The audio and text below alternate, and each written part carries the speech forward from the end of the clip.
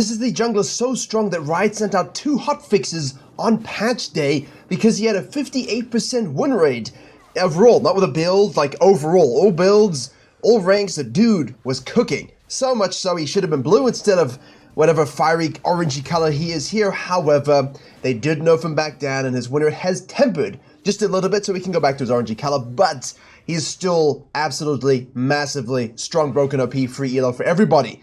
What they did is they basically made his passive, this thing right here, Ablaze, tick basically every quarter of a second versus every second.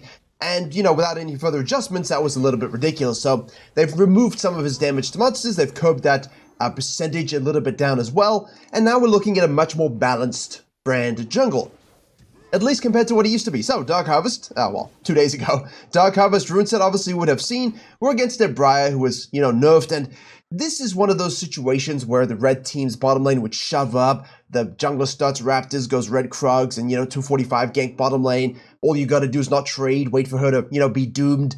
However, our Kiana has no lane prior, so don't really know exactly what she's going to do, but you kind of do know, don't you? And this is what's funny for me about the Briar, though. You see the pings on the minimap? Do you see those pings? I don't get it. That's why I like to go leashless on Zyra on brand types. On Morgana, because you go leashless, no one knows where you began, and these aggressive junglers get a little greedy about where to actually, you know, invade you. And here, this is all just a complete waste of time. Like, this route ruins your game entirely if you don't get any ganks off, if you can't invade anybody. And that's exactly the kind of stuff that you want to force enemy junglers to do when you're brand. In the meantime, he's off, full clearing away. Obviously, Q start here. We will max the W. Leandries has HP, it has a Haunting Guys, you got Rylai's. That combination in history is legendary, and honestly, I really enjoyed the Mythics era for one single thing. The one thing I enjoyed about it, like the one thing, was that I didn't have to go Leandries and Rylai's on every single game when I was playing Brand and Zyra, and now we're kind of back to that. She walks over the wall here, I hate this jungling so much.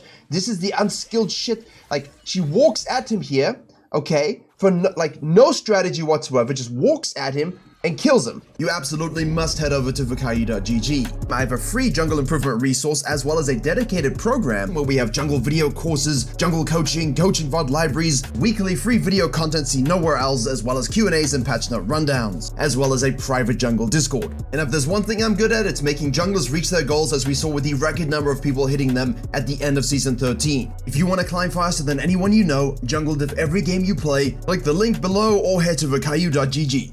And that's where this champion is kind of frustrating. The Belvesta Briars is that, you know, this kind of stuff is just irritating, and you're used to this as brand. However, as I said, when you are playing brand, I think we should have just left. That's his only death this game.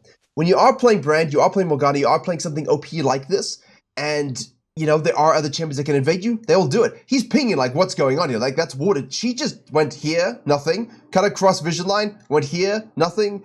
Okay, well, something, I guess, not nothing. There was a lot of something. But that's all she does.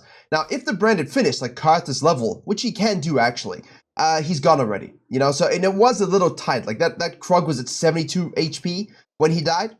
But this is the kind of stuff you have to suffer as brand jungle, because they're gonna wanna shut you down as much as possible. But your brand, you don't care. It doesn't matter. Brian's gonna have to go back to a blue side quadrant now, and all of a red side quadrant will respawn. Brand, could we potentially go and do some counter jungling here? Yes, I think we could. I think it's something I would look to do in a non-Grandmaster Korean game, because you know straight up that Briar's falling back to a blue side.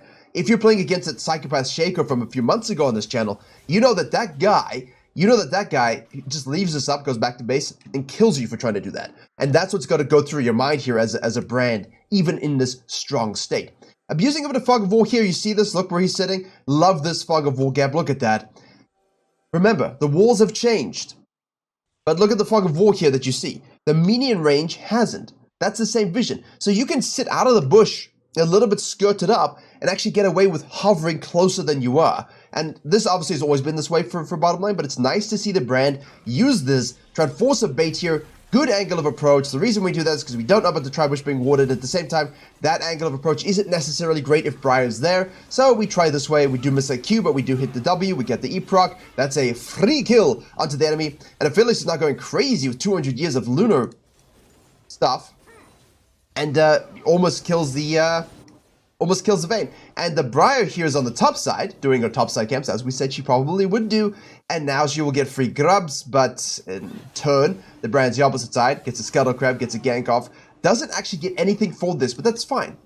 All of this doesn't matter. Now, at this particular stage, the fact that she hasn't shown up kind of tells me, hey, listen, you're not on the bottom side of the map. You must be going for grubs, as you see the pings from the Brand. Which means if you are, Brand is a little tougher, but you can do it.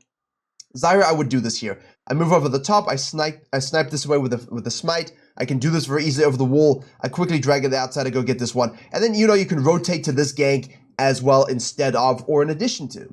And Brand will think about the game the same way, except in this case, there ain't nothing wrong with being a little safer and just going down to your bottom side and going up and doing another full sequence. I know we haven't really based since the first death, but that's fine. We get the Dark Seal, we'll get stronger. And unfortunately for the Briar and the Mundo, who has TP exhaust for some reason, they go for the grubs and they get punished for it. And there's a Brand here. He was actually rotating to that scenario. You see that? He's rotating to that scenario. Really? That's why I like this game. It's 27 minutes. We're going to do the most damage. We're going to have 75% kill participation. We are going to carry this game as Brand jungle. Right? Do not get it wrong. It has to be done.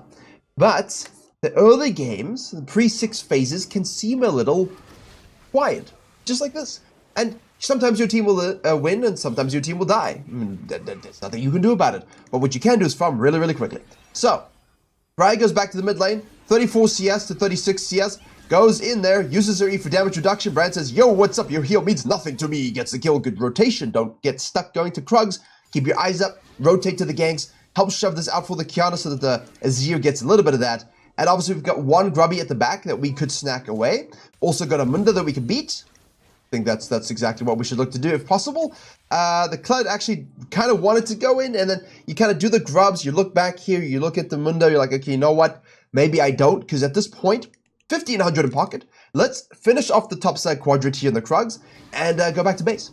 We can then handle the bottom side. We can then look for the Dragon. We can shadow the potential gank of the Briar, who's already making her way into our blue thanks to the deep ward of the enemy team. And of course, you might not always know this. So I do think Brand is missing a few trigger signals, trigger signals,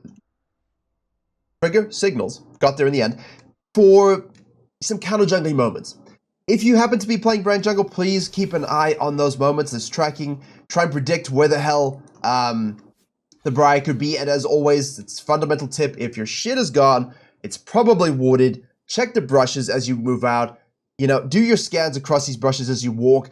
Just make that a habit if you have it. Obviously, he doesn't in this case. So, I mean, it is what it is. But at least walk over and through the brushes just so you can see if there's a control ward or whatever.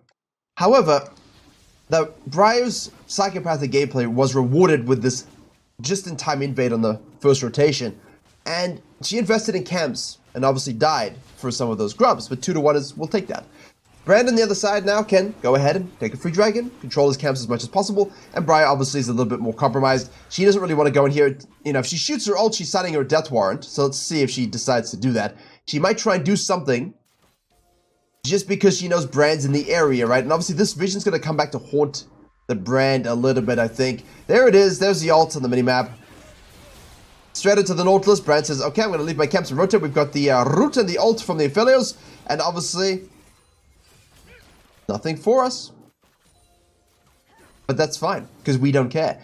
You have all seen Brands pop off early, but really, that's not realistic. Like someone steps out, the guy's 3-0-3 and gets a free win. Okay, well, sometimes you do get freebies, and here we're just going to use our ult and hope the passive pop is enough, but it's not, because Braum has this big door. I understand the need to shadow the scenario, but at this particular stage, I'm probably looking at just being on my grump already. I don't think there's any reason to hover. They know at this stage that you have to hover in case they do something. So put yourselves in the mind of the enemy. Oh, Brand's hovering. I see him hovering. Well, let him hover. I'll go back to base. I'll buy. I'll go top side. We got second grubs coming up in a little bit. I got my blue side quadrant. His red side quadrant. Top lane. Top side of the mid lane. There's a whole bunch of cool stuff I can do here. That was a fortuitous click. Yeah, I like that. That was nice. That was clean. Don't often see that, but that's pretty good. There you go. I'll take the Azir shield just to kill him. Anyway, that's sexiness aside. The blue team will kind of presume that they can go do things while the Brand is shadowing. So Brand should basically say, I know that you think I'm here so that you're going to do stuff so that I will, you know, stay, but I'm not going to stay. I'm going to keep farming. So you keep that farming cadence up. If that was confusing, it's because it was by design. Now the Azir TP's back in, and again, chill, chill, chill, chill. You got Haunting guys, chill, chill, chill, chill. Full sequence. Over pushing top laner. What can you do here? Rotate. He doesn't do it. We flash the wall. Oh, he misses the Q with the button, but it don't matter. Everybody else dies. So we're doing this. You know the gank is a possibility. You either position yourself to straight up shadow the scenario if you categorically know it's happening, or you start rotating. You know, don't worry about the red here. Look at this. Look at this. Look at this. He's biding time. We've got flash up here. We've done it. We've ult in 8 seconds. So what we're going to do here is flash over the wall. Well, we technically W flash. But we don't really hit anything. So we proc our E here. And the idea for that is to then hit our Q on the Mundo, which will of course stun him, right? Each ability has an has an empowered effect based upon if they've been hit by an ability beforehand. So if you hit someone with an ability and then hit them with a Q, they get stunned. If you hit someone with an ability and then you hit your W, they do more damage. And if you hit someone with an ability and then you use your E, that range gets added percentage. I want to say 2 times, but I feel like it's yeah, 2 times. There you go. So don't lead with your Q if you want to stun. Lead with your E, lead with the W, ideally E because it's point and click. So we do that, and then we check out our Q for the stun, but unfortunately it's a Mundo, so you won't stun him anyway, which is, you know, a bit of an issue, but it's more than enough damage to go through here, and then obviously now we've got nothing, so all we need to do here is an auto attack, and we snack up a kill. But that's the thing of our brand, right? You noticing this? Oh no, he missed his spells, who cares?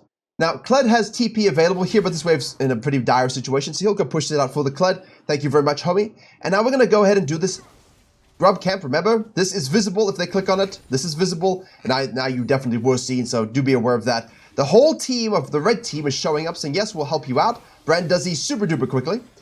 Try and save your smite for the contests. Don't necessarily waste your smite unnecessarily when it comes to the grubs. We got a big fight going on the bottom side here. We're going to finish those up. I think that's a perfect strategy. We do have ultimate available now. We have chucked out a Q. There's a W. There's an E. There's an auto attack. There's another auto attack. Ult obviously went bouncing in the meantime. And now we're just watching. And I think this, if we look at this, this is a very important fight for Brand, for mages in general, that they typically mess up quite frequently. Okay, quite frequently they mess this up. Okay, here it is. Sorry, I messed it up. So basically now he's already presses R, but you kind of want to hit another ability to prioritize that ablaze. That's what this does here. You see, it will bounce and prioritize those who have already been hit by an ability. So if you can hit, you know, like say WE, and you extend that range nicely, and then you smack away that ultimate, it's going to prioritize targets that have been hit versus those that have not been hit. But it doesn't really matter, right? You're just looking to get that mega bounce as everything goes off. There you go, the back wall there for free kill on the Bright. That's what exactly happens. Now we're sitting on the back here. We check out another Q. That's a W, obviously. Now we're just auto-attacking. And now you can't really go too deep here, you see, because the Vayne's rotating and Felix is still bottom lane. So you can't go too deep as a mage. You've got to maintain good ability positioning and good ability usage. So I'm okay with being a bit selfish here and saying, you know what? I'm out. I'm out. 4-1-2, huge haul of cash monies for us. Let's go ahead and finish this red side. We can easily repeat gank on the top lane with this Mundo because, you know, it doesn't matter if it's warded. Look, it's warded, doesn't really matter. It's warded, good angle of approach, right? The guy's pushed up so far, there's no real reason for us to sit in this bush, scan it and clear it. Just go. He's so far pushed up, the vision is irrelevant. Cut in against the wall, have a good angle of approach. If it's obviously not warded and you go too wide, like follow the mouse, like this, right? There's no point, because now you're just wasting time. You don't need to go all the way and loop all the way around the outside. You already have a good angle here. We get hit by the briefcase, and so I was kind of looking and probing, saying, look, can I do something here? Nothing. Nothing pans out from this. That's fine. We also know now that it's categorically warded, so, you know, that's okay. But it's good to just understand, look, the guy's over pushing, can I maybe kill him? And if you can't, pull out. There's no reason that you have to die for any of this stuff. So, Landry's complete. 10 Dark Seal stacks complete. Blue buff complete. Grump complete. Dragon complete. Briar killing top lane. And now we can go counter jungling. We have a look, is there something? Yes, scan. Yes, we will close to the wall. Get the scanner up. We see that the red buff is available, but then you hear Briar's ult noise, and so we know it's most likely going mid lane. So here we're watching this. Sidestep right, sidestep right. Ugh. Keep your mouse close to your character. and you can just immediately 90 degrees to the right here, and he would not be hit by it. The fact that he gets hit by this is a little silly. Like, very easily, you could have sidestepped. There's no reason at all that this ult hits you. Now, which tells me that he probably wasn't thinking about the Briar's ult being thrown, and instead he was just looking mid lane to help. But now he's like, well, this sucks for me, except it sucks more for you, because I'm Brand, and all I can do is stun you with an EQ into a WR auto attack, and it's gonna bounce, bounce, bounce, bounce, bounce, and you're gonna go pop, pop, pop, pop, pop. Your E's gonna do nothing. Actually, I lied. Your E did everything. Well then, no, it didn't. Okay, good. I should have just played this in the full time because Kiana saves the day. There we go. Should have played it in full motion speed instead of talking. But yes, the Brand damage was not enough. Actually, the E did its job. Disgusting champion is Briar. She's a lot more balanced now, but I still remove more of the take the lethality stuff away, man. Like I know they're going in that direction, they must, but keep more HP scaling, more base AD scaling, less. Why does she need armor and magic penetration on Q? She just doesn't need that at all. She, as an assassin, is boring. As a sustained fighter over time, interesting, in my opinion. However, as you see there, 167 on the Leandris. RNG Herald is the only Herald, so not so RNG, I guess. Herald is on the map.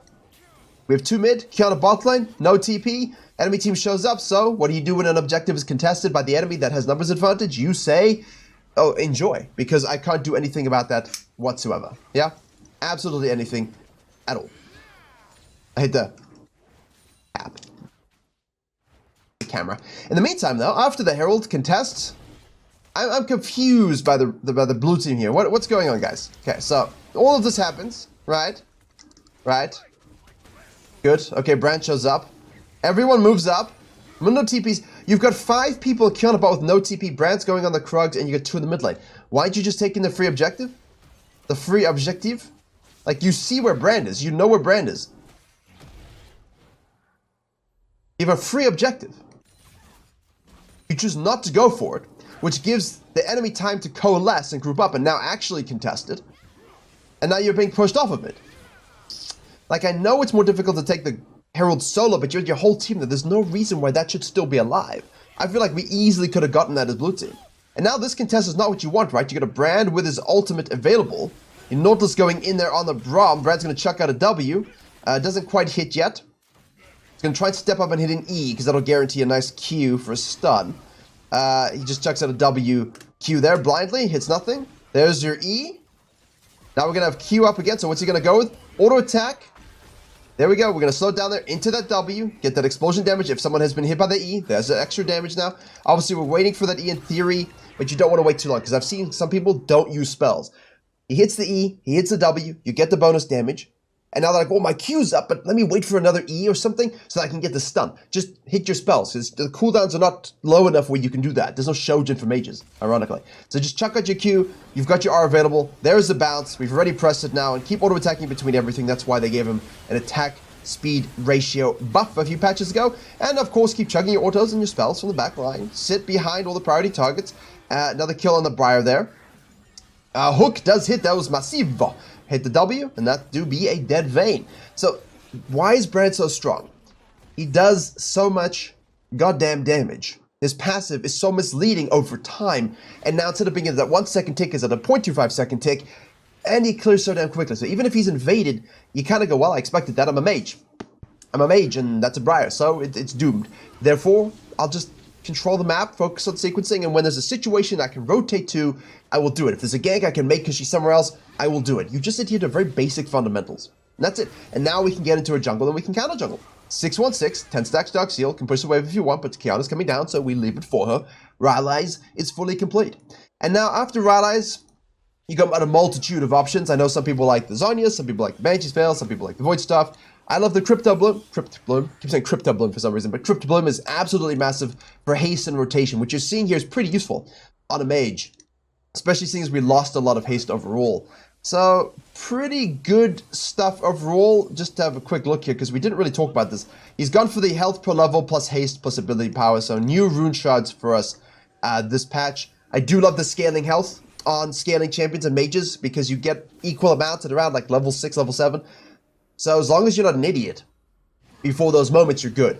I like flat HP on certain champions, in certain matchups. It really does, you know, it will be champion to champion basis. We take the Grom, obviously it's a little greedy at this point, but it doesn't really matter when we have so much damage. No, it doesn't, because look at this. We're slowing them with Rylai's. We have flash available. We're just chucking, we're dumping everything. We're hitting an E, a W, Q, and obviously in that particular case, I don't think you necessarily want the stun. I think you want the damage. So if you can go like an E, W, Q, that's huge, because you're going to get them all bunched up. E ablazes them. W gives that bonus damage here, right there, you see it. Extra 150 or so.